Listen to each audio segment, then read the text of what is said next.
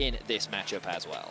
Gen.G once again on the blue side. Blue side and red side, actually about 50-50 win rate right now. We had a little while where it was very red side favored, and in Plains it was entirely blue side favored, but at the moment, over 10 games, we've seen both sides win 5 times. Gen.G going to get rid of the Caitlyn to kick us off. Kalista removed from Ruler.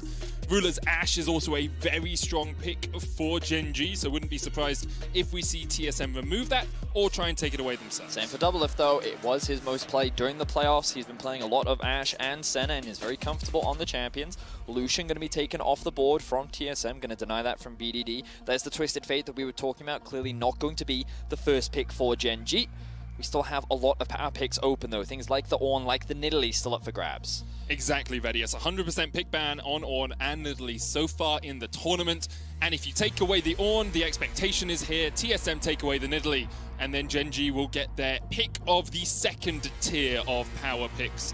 However, TSM still taking just a little bit of time to work out all of their options, because you really don't want to give Clid a Nidalee. Instead, the Azir is going to get taken away from BDD. Of course, BDD quite well known for his Azir, but surprisingly they would choose to take that off the board does suggest that they're willing to play into the Nidalee that you would imagine is going to be locked in for Clid. I think that he did have a solid performance on his Gragas yesterday. Let's see, what is the lock in here for Gen.G? You look at Clid's champions, Lee Sin, Volibear are up there above the Nidalee, and so perhaps you're saying, well, Clid isn't going to select Nidalee, but it's still his third most played across the course of summer, so it's a little surprising to see it left open here by Gen.G. Instead, they'll get the set for themselves. Of course, Life on the set yesterday had an incredible performance, and he is very well known for that pick. Certainly is. Of course, they do have the flexibility with the set as well. We already saw it from Gen.G in the last game, where it was flexed across multiple roles, and we'll see what Gen.G choose to do with it. For now, it is going to be the Renekton-Nidalee combo. Very feared over in the LPL and has been making its way into the World's Group Stage. Usually, teams will try to deny some of those picks, though. They will either take away the Nidalee or they'll take away the Renekton to stop that from happening, but TSM going to get that very deadly combo. Already suggests that they're heavily going to look to play through the top side of the map, but Gen.G clearly prepared. They immediately lock in the Lilia. They also have the Volibear to answer into the Renekton, a matchup that we've been seeing a hell of a lot, not only throughout the group stages, but also throughout the world. So a mixed damage profile, and of course, this set can still go into the mid lane, can still go into the support. You already mentioned that it is a big pick for Life, but Gen.G still have that flexibility depending on how TSM choose to round out their draft. I love giving CoreJJ his Rakan. Get that in, Biofrost his Rakan. I don't know why I said CoreJJ. I love getting Biofrost his Rakan. Get that in early, get him something that he can get onto the backline with and have a little bit more team fight pressure. The Alistar yesterday was kind of intended to do that, but he really wasn't able to be the meatball in team fights that you were expecting. So instead here, it's more about him dashing in and out of the fight. Yeah, I think that it is also a very big comfort pick for Biofrost, and I think that after yesterday's game, after the rough early level ones, I think that TSM's game plan here is to give him a little bit more comfort. So Biofrost going to be locking that one in. Meanwhile, TSM continuing to pinch the mid lane pool. Going to take away the Zoe as well, away from BDD.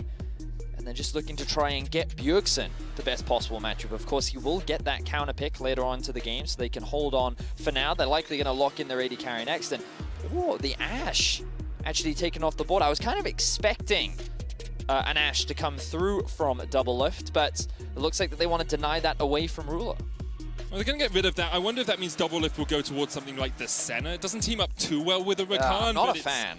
It's just one of the picks that he played quite a lot over the course of playoffs. The Twitch removed, of course. We saw Team Liquid start to bring that out in the play-in stage, the Twitch Rakan combo. And with the Syndra taken away, there's still Zilean available for TSM if they want it. Like, Bjergsen Zilean is such a strong pick for him. I'd be surprised if they decide not to pick it up. Well, we're going to have to wait and see. I think that Zilean doesn't make a huge amount of sense in the context of the... Wow, Karma going to come through from Gen.G as well. So this does suggest that that is likely going to be the Ezreal Karma bot lane, but we do know that BDD does play the Karma in the mid, so there's still flexibility here for Gen.G, keeping their options still open. I'm wondering if it's set mid, volley into Renekton top, which is what we saw Rascal play That's yesterday. What I expect, and then the Ezreal Karma bot lane is very much what I expect. I think it gives you a lot of pushing power as well.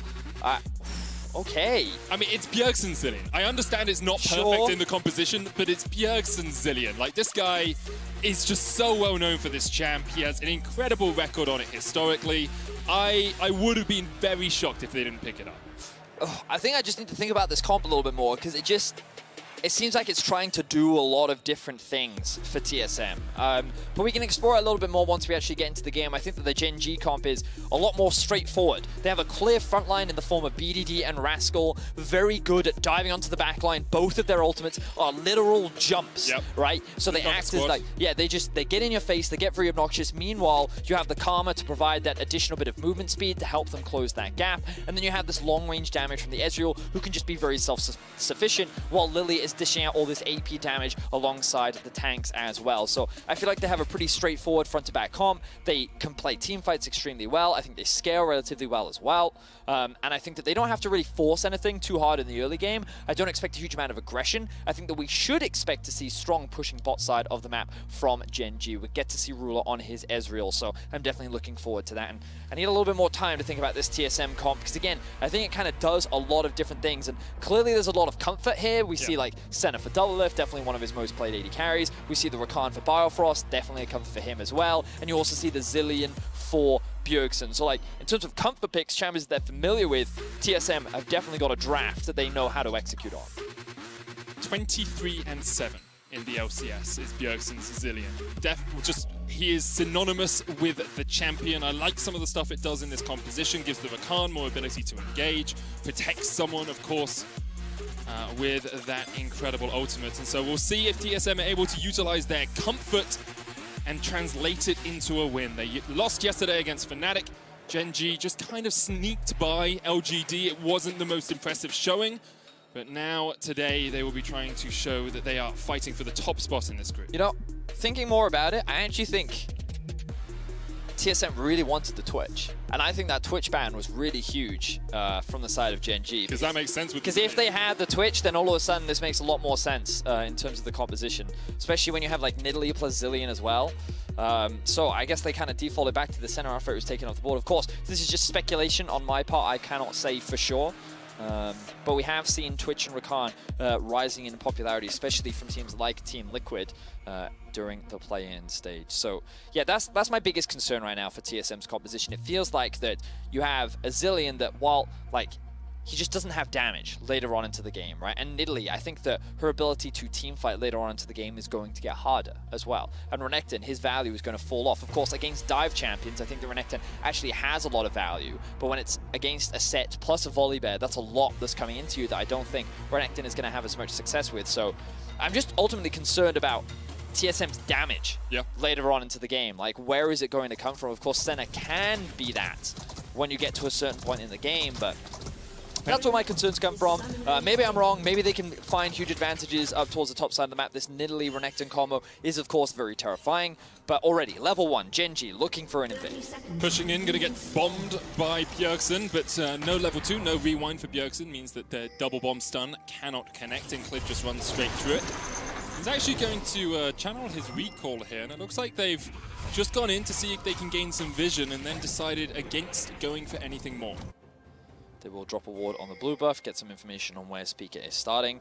I think that Gen.G expect Speaker to path towards top side of the map because, again, this Nidalee Renekton combo, very devastating, setting for dives, looking for early ganks. Like, you kind of land that W from the Renekton, the spear comes through, like there's so much damage and power that can come off the back of it as well. And typically Renekton can generate so much pressure in the top lane as well. You can then move down into the top side enemy jungle and work with the Nidalee to try and invade, steal away some of those camps, and look to play as aggressive as possible.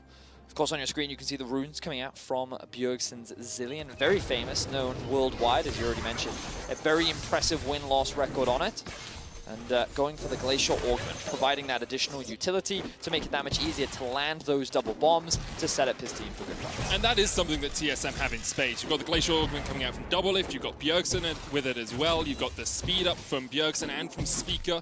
It becomes a little bit more difficult for Gen.G, if they are on the back foot after a fight, to disengage. However, Gen.G's engage, as you've already said, Vedius, incredibly strong, and Rascal is currently showing Broken Blade just how strong the Volibear can be in the 1v1. He played this matchup yesterday and had a whale of a time versus Lungsheng. So I personally think that Rascal is a pretty aggressive top lane player. Having watched him in the playoffs, he's someone that really likes to get in your face, and when he has a winning matchup, he will try to take advantage of it. In many ways, it actually reminds me of how Bwipo approaches the game. And yesterday, we saw a lot of crazy skirmishes matches between Broken Blade and Whippo, both getting the edge in different situations. And I think we can expect to see the same thing from Rascal up against Broken Blade as well. He's not going to hesitate to go for that all-in, go for those trades. But so far in this laning phase, kind of things going as we expected. Rascal going to have that early push on the volley bet. Meanwhile, on the bot side of the map, Life and Ruler, when you're running with the double-ranged comp of the Karma and the Ezreal, there's going to be a lot of harassment. But here's Speaker, level 3, looking for the gank. Aggression can cost you as Speaker comes up towards the top lane. Rascal trying to trade onto Broken Blade, but Broken Blade almost wins the 1v1, has to flash away. Speaker now jumps forward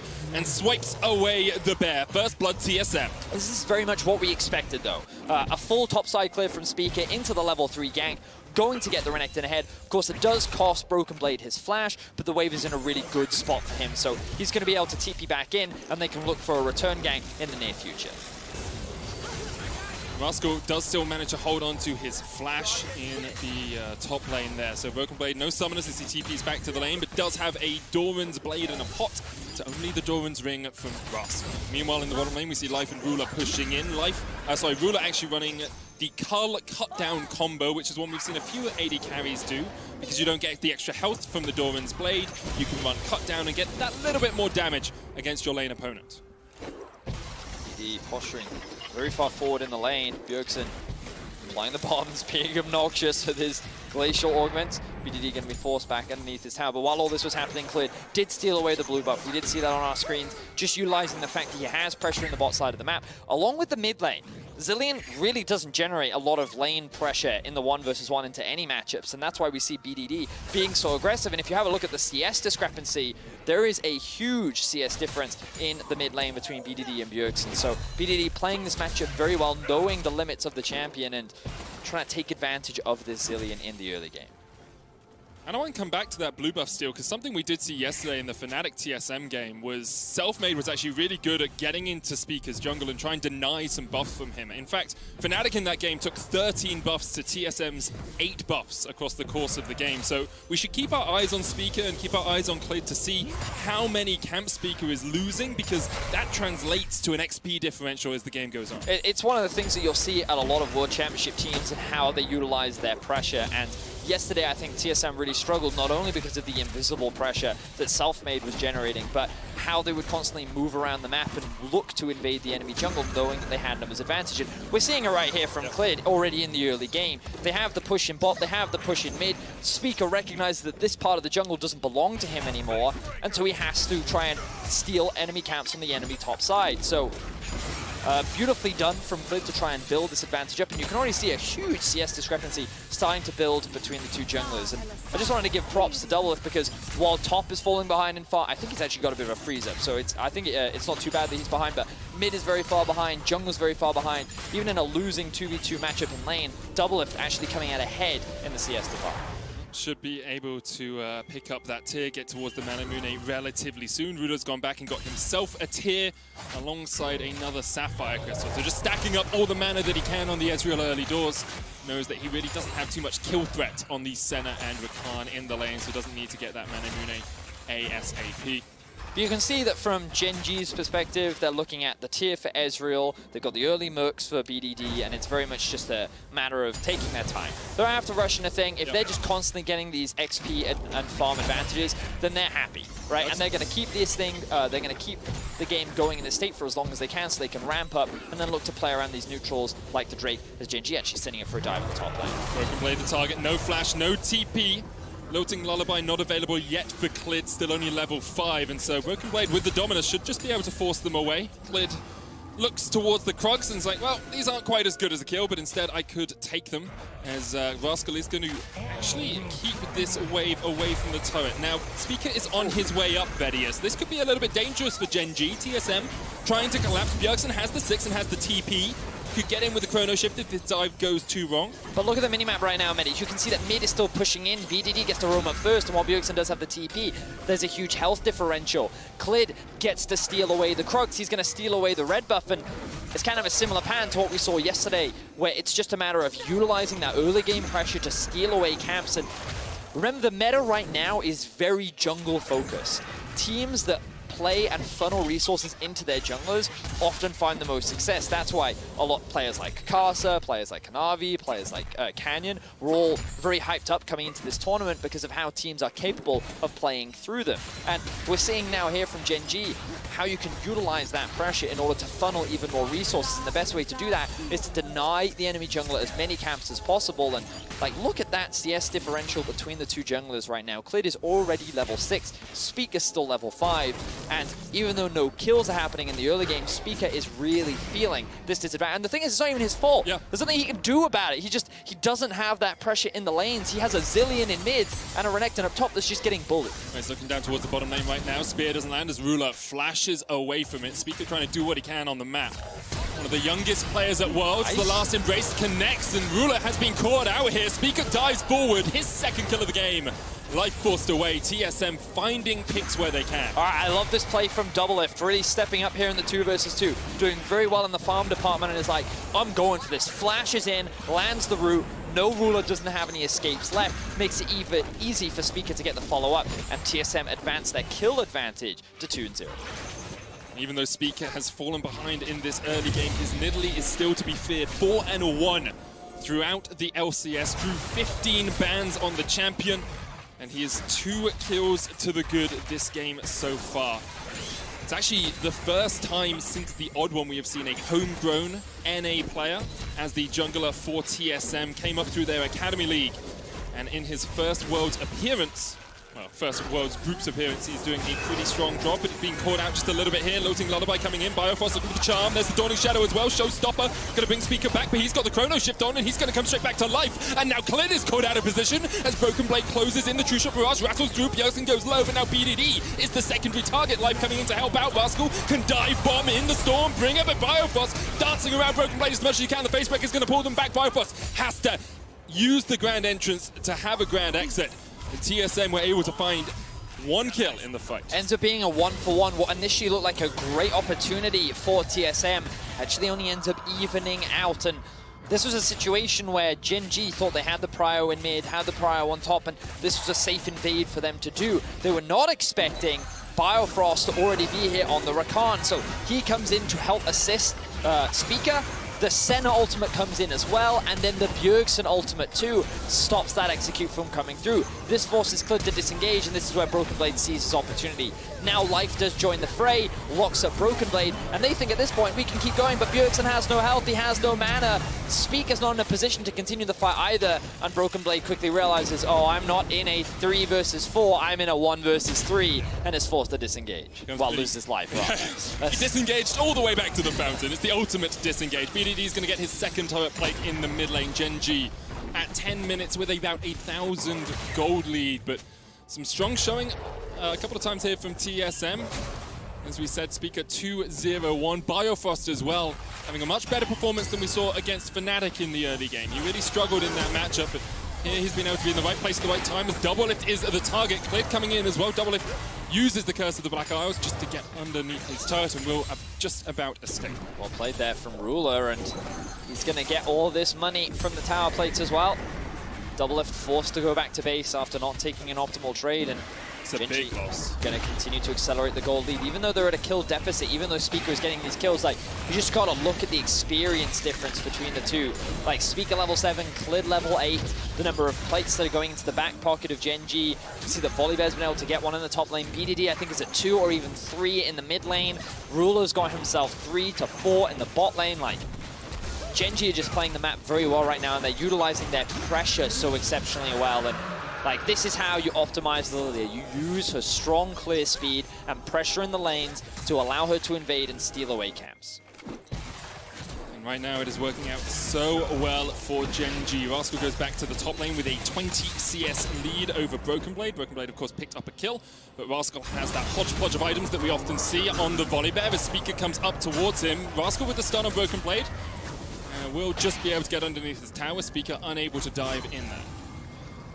So Speaker trying to make a play up towards the top side of the map, really the only opportunity for him. Rascal's still sticking around, though. I feel like that this is a very dangerous thing to do, but he does know that Clid is in the back I don't know what word I was looking for there, but he's behind him. Clid is there. Peeking out the window like, I've got you, Rascal, I'm here, I'm looking. Rascal also has the Stormbringer for that little burst of health as he uses true. the ultimate, so perhaps he was trying to bait TSM into a disadvantageous fight, but Speaker's actually stayed up here, and now the TP comes in from Bjergsen, and Rascal's going to have to try and run, gets down on all fours, and jogs his way away. But, so the problem with this is now you concede so much in the mid lane. Like, that TP investment gets you absolutely nothing, and actually, I feel like Gen.G, yeah, here we go. I felt like they could have gone harder on this, and they're going for the dive. 12C doesn't quite connect. Biofrost trying to get away, has to use the flash to get away from the chains of a life. Another plate goes down, and now Rascal TP's down towards the bottom lane. Doublelift immediately sounds the alarms and retreats. This will be the first tower of the game in the bottom lane. And this is the cross-map play from Gen.G. They realize that TSM invests 3 members top, so what do? Trade TPs, invest members towards the bot side because they got that mid prio. They could push people into the mid lane, then move through TSM's bot side jungle and pressure onto that bot tier 1, securing themselves the first tower of the game. So Gen.G right now just kind of playing the map and kind of punishing TSM for the moves that they're trying to make. In terms of CS, we have an advantage for BDD in the mid lane. He's getting himself up. He's got a giant spell to Barmy Cinder and a no magic mantle. Often we see the Barmy Cinder into Deadman's Plate come out on set mid lane just for that gap closing ability of the extra movement speed. My expectation is that's where BDD will go, but with that little no magic mantle resting in his inventory as a possibility, he decides to get a little bit more magic resist to deal with Bjergsen. So it's quite interesting when you look at the goal difference between Clid and Speaker, it's only about 200, 300, but when the enemy jungler is 2-0 up and you have a kill's worth of gold advantage, you can see how valuable this farm is and how much damage Clid has been able to do in terms of his counter jungle presence and constantly stealing these camps away from Speaker. They're going to look to do the same thing again here as they push in the mid lane.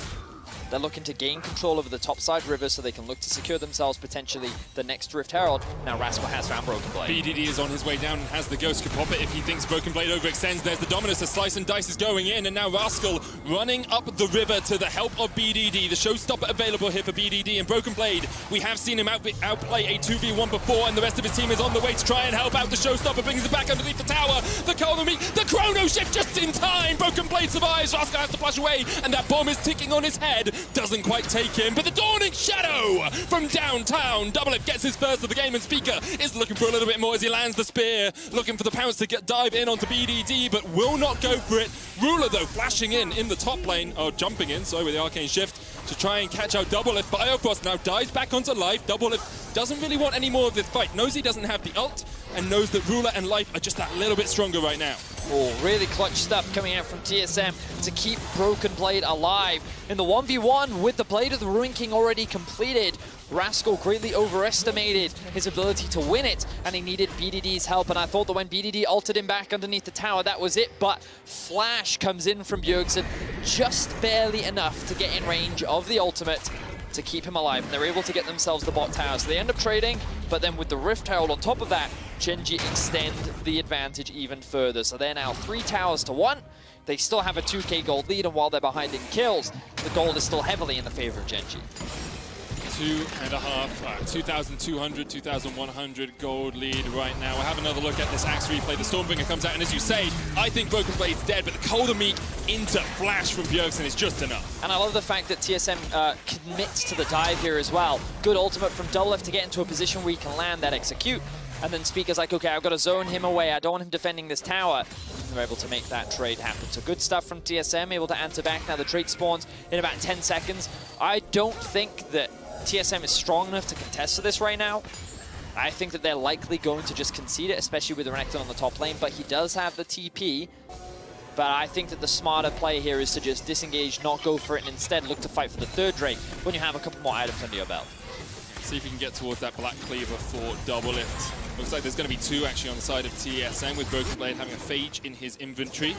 There's some armor stacking on the side of Gen.G, so Black Cleavers can help out. And with the threat of dive from Gen.G, I don't mind Doublelift saying I need that little bit extra health to try and survive the initial burst that comes out from the LCK representatives. I think that the Black Cleaver can also just offer a lot of value in terms of the stats that it provides. As already said, the health, the bonus movement speed, the things that Phage give you, the cooldown reduction, extremely valuable as well. course, one of the big things I always look at this point in the game is the level differential. You can see that even though Bjergsen was put very far behind, level 12, of course, his passive gives him a lot of valuable experience because he can channel that into his teammates, help them get that level advantage, or sorry, that level up, and he also gets that XP as well. So even though he's been bullied very heavily, he is actually sitting ahead in terms of BDD, but Doublelift still a little bit behind. Senna only just hit 20 I was going to say, only 20 souls at 17 and a half I will minutes. clarify that, but that is very late. Yeah, I think that was mainly just information in terms of the bonus stat. We'll find out as Rascal gets caught in the bottom lane. We'll wait for production to get back to us, Vedius.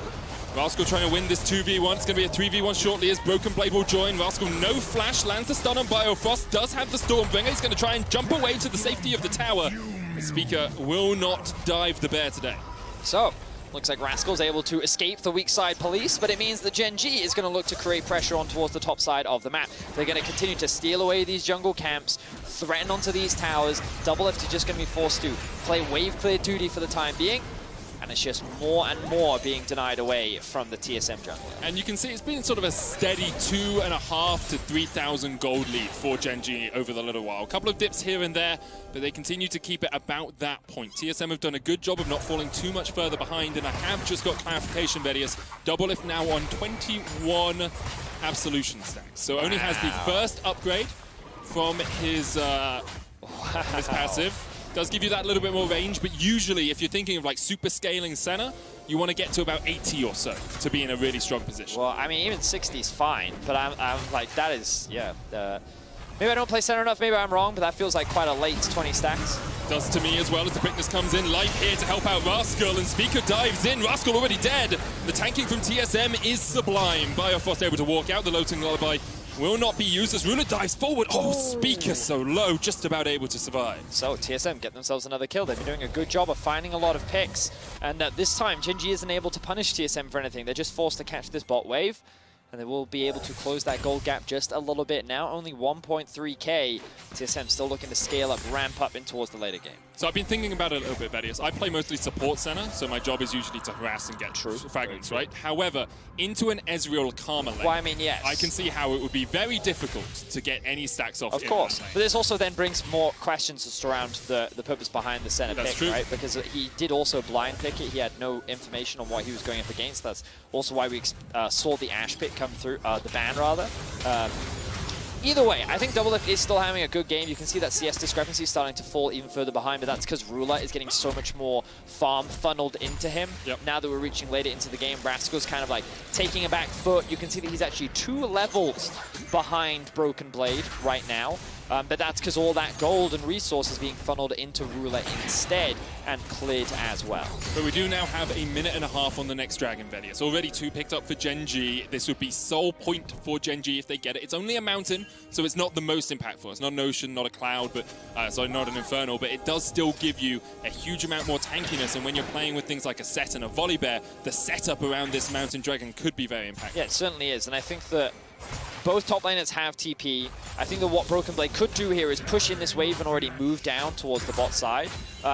Interestingly, we see that I think that there's enough time for Speaker to actually path up towards top side, get a little bit more information on what's going on in his jungle, but he needs to now start helping his team clear out some of these choke points. You can see that there's a control ward currently sitting on the blue buff, and this is going to be one of the obnoxious things that TSM have to get past. Because Gen.G have constant push in the mid lane, in the bot lane, TSM is kind of forced to group and move through their half of the jungle as a team, as a unit. And then they need to clear this out with the sweeper that Speaker does have, and then they can start moving into the enemy jungle. See, it's dangerous for Biofrost to walk by himself because there is a real risk of him getting caught off. But this time around, he's able to disengage, and still the river is still completely dark from the perspective of TSM. Yeah, Biofrost tries to put a control ward in, but it's immediately going to get swept away. Broken Blade has moved himself into the mid lane. Does still have the TP if he needs to get to a fight with any urgency, but for the moment, Speaker is the one being forced away. BDG going in with the showstopper. TP comes in, and look at the last embrace. Look at the Dawning Shadow. Look at the damage from TSM. Life been cleared, immediately have to disengage as BDD now runs back to the rest of his team. There's a flank potential here for Rascal, but you're flanking all 5 members. All you're doing is catching yourself out. He has to run away. Gets down on all 4s and runs through the river. That was a great fight for TSM as BDD overstepped. Now, what has been used? Well, a lot of ultimates are gone. Broken Blade ultimate's gone, BDD ultimate gone, but there's still Bjergsen ulti, and there's also still Klid's ulti. So both these teams are looking for a fight. Flash in from Broken Blade. And you can see Ruler immediately has to flash away. He knows if he is stunned up, he is caught up. But TSM are kind of being danced around from two different sides right now. They're afraid of the Rascal collapse, but they're also getting poked out by Ruler. Meanwhile, Klid has gone back to base. He's now back in the fray, and if he lands his ultimate, here it comes. Got the Looting Lullaby, and Double Lift is the target. They dive in on him. Broken Blade has to dance himself away, but now Double Lift is caught up in the midst of Gen.G, and he will get taken out. Gen.G get one. Rascal still chasing Biofrost away, and this will be the third dragon of the game for Gen.G. What looked like a great initial team fight for TSM ends up falling apart because Gen.G just buys so much time. You could see that TSM wanted to commit to that fight in the bot lane. They were like, let's go, 4 versus 5, chase, chase, chase. But then they see Rascal behind them and they're like, oh, and then they have to suddenly turn around, and then they're kind of being split from two different directions, and they couldn't commit to a plan, they couldn't commit to a fight, and then this ends up happening. Klid's able to rejoin the fight, he gets the ultimate off, and then Gen.G is ready to recommit and re-engage. It's also a major issue with the Chrono Shift, is if you're using it while the enemy team dives on top of you to protect one of your carries, if you then can't re-engage without that carry, they're just going to be stuck in the middle of all of Gen.G as they come back to life.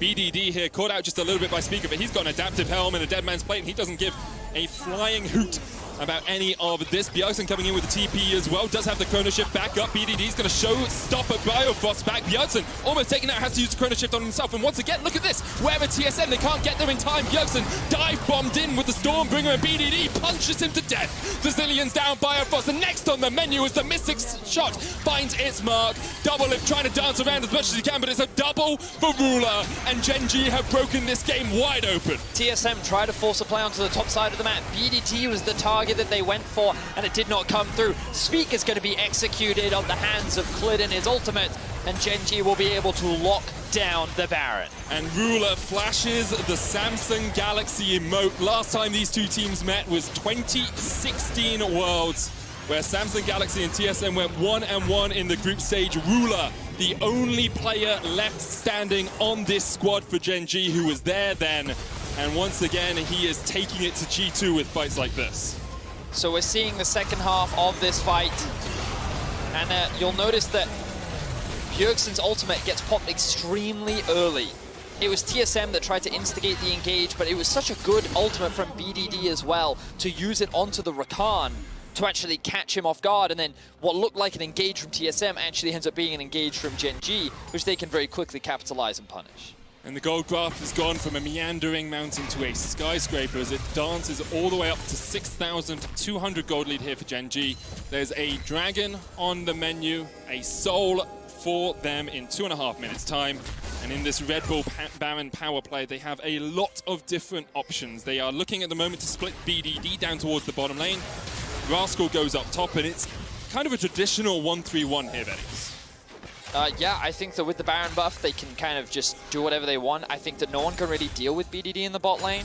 Notice that he is, I think, the highest level in the game right now outside of Bjergsen. He is extremely tanky, and no one's really going to be able to kill him. Bjergsen can hold him, but while he generates pressure bots, they can just play through mid and top. And like this forces also a lot of the wave clear from TSM to disappear because he's forced to sit in the bot lane, and that then makes it easier for Gen.G to actually set up these sieges, so they can now push in mid, move through the top side jungle, threaten the top tower, and slowly make their way closer and closer to TSM space.